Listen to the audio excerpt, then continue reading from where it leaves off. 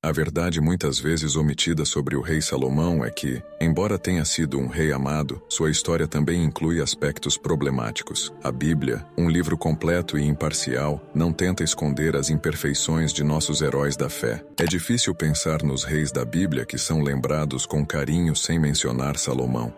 Ele é lembrado como um rei que demonstrou seu amor a Deus de várias maneiras, incluindo a oferta de 1000 holocaustos e a busca pela sabedoria. Sua compreensão extraordinária trouxe paz e encerrou conflitos conforme descrito em 1 Reis 3:14. Além disso, Salomão seguiu as instruções deixadas por seu pai Davi, realizando sacrifícios e queimando incenso nos lugares altos, com destaque para sua visita a Gibeão, um local de grande importância. Lá, Salomão ofereceu 1000 holocaustos no altar de Gibeão. Naquela noite, o Senhor apareceu a Salomão em um sonho e disse: "Peça o que quiser que eu te dê." Salomão respondeu: "Tu tens mostrado grande bondade ao teu servo, meu pai Davi, porque ele foi fiel a ti, justo e reto de coração. Tu continuaste essa grande bondade ao lhe dar um filho para se assentar em seu trono. Ainda hoje, agora, Senhor, meu Deus, fizeste teu servo rei no lugar de meu pai Davi. Mas eu sou apenas uma criança pequena e não sei como agir. Eis que estou no meio do teu povo que escolheste, um povo tão numeroso que não pode ser contado ou numerado. Dá, pois, ao teu servo um coração compreensivo para governar o teu povo e para discernir entre o bem e o mal, pois quem pode governar este teu tão grande povo?" O Senhor ficou satisfeito com o pedido de Salomão. Ele disse: "Já que pediste isso e não riquezas, longa vida ou a morte de teus inimigos, mas sim discernimento para administrar a justiça. Farei o que pediste, te darei um coração sábio e perspicaz, de modo que nunca houve alguém como tu, nem haverá no futuro.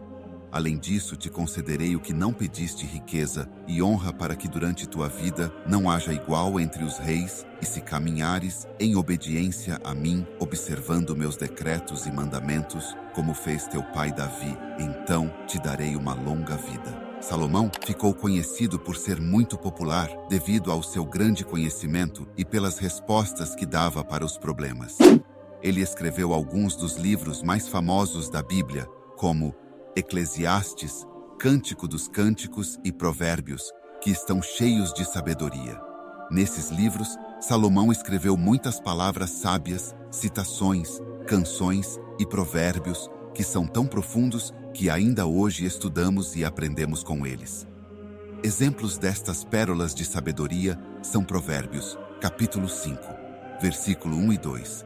"Meu filho, presta atenção à minha sabedoria, inclina teu ouvido para as minhas palavras de discernimento, para que preservem a descrição e teus lábios guardem o conhecimento." Provérbios, capítulo 9, versículo 10. "O temor do Senhor é o princípio da sabedoria, e o conhecimento do santo é o entendimento." Eclesiastes, capítulo 3, versículo 1 e 1. "Tudo tem o seu tempo determinado, e há tempo para todo o propósito debaixo do céu. Ele fez tudo apropriado.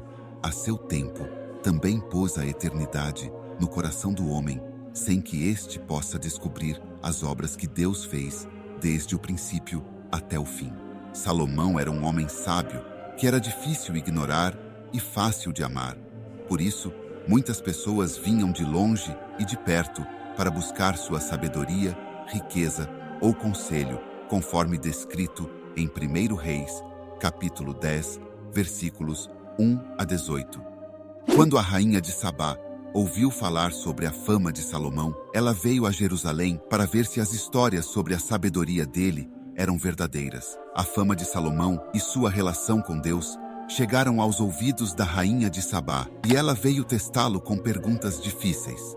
Ela chegou a Jerusalém com uma grande caravana de camelos carregados de especiarias, ouro e pedras preciosas em grande quantidade.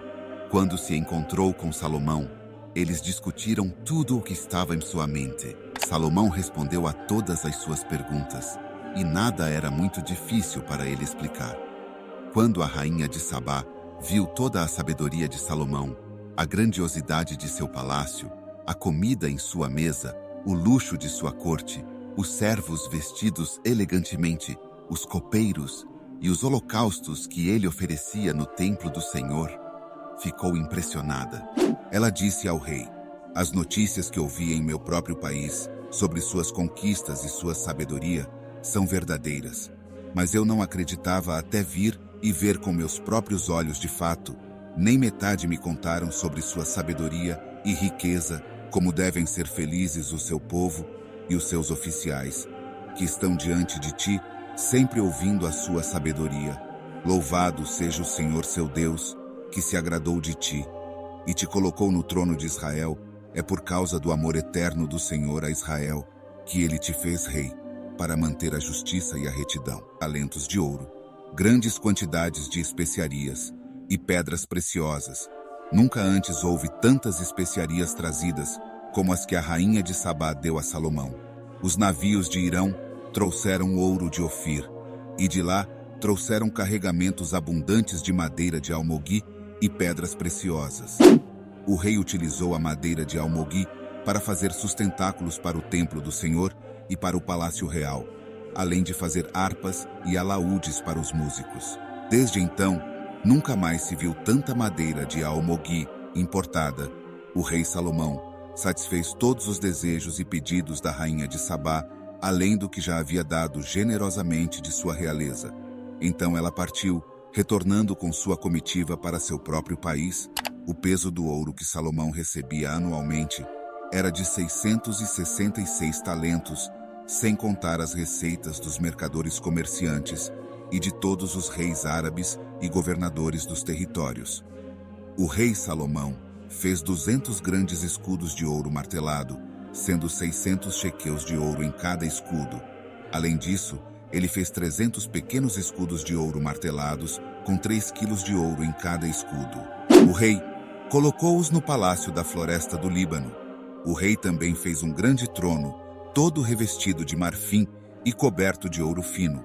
No entanto, alguns aspectos desagradáveis e não tão justos de sua vida, como seu casamento com 700 mulheres e 300 concubinas, são surpreendentes. Primeiro livro de Reis, capítulo 11, versículo 1 a 13.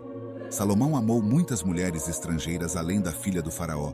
Moabita, amonitas, sidônias e titas eram mulheres de nações sobre as quais o Senhor tinha dito: aos israelitas, vocês não devem se unir a elas em casamento, pois com certeza elas os levaram a adorar os seus deuses. No entanto, Salomão cometeu um erro ao se apegar a essas mulheres, casando-se com 700 esposas reais e tendo 300 concubinas.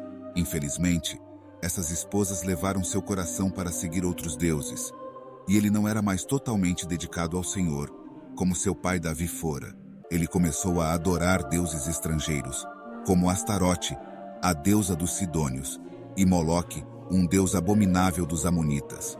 Isso desagradou profundamente o Senhor, e Salomão fez o que era errado aos olhos de Deus.